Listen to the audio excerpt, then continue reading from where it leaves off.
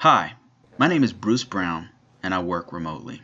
I've been doing security for public and private sector since 2000. That means I've been working for the government and for companies for a pretty long time.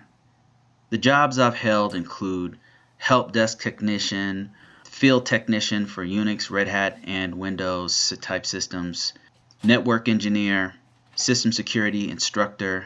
I've taught DIACAP, risk management framework. I've done system security. I've done security information event manager engineering. I've done information system security officer, information system security engineer, and more recently I've done risk management framework consulting. I've done hands-on, documentation, program management. I've gotten a little taste of everything. I'm now in the best part of my career because I'm doing something I like to do. I'm making pretty good income and I'm working from home doing information security. I really love working from home. And I want to tell you how I've been able to do this for the last 4 years. Working remotely allows me to travel. As long as I have a good internet connection, I can go to other places. I can work from anywhere in my house. I can wear what I want. But I want to tell you guys how I've been able to do this. So I made a course and it's going to talk about why I prefer, specifically why I prefer working from home. I'm going to talk about what you need to do to work from home, your requirements. There's certain things that you need to have before you even start doing this kind of stuff. I'm going to tell you exactly how I got my current job and the positions that I have and have had for the last 4 years.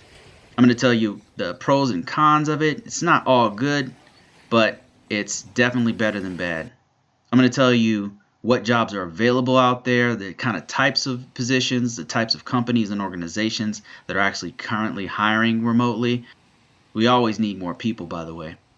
I'm going to tell you how I prepared my resume and how I'm offered other remote jobs on a pretty consistent basis. I'm going to talk about all of this and more at my site, https://securitycompliance.thinkific.com.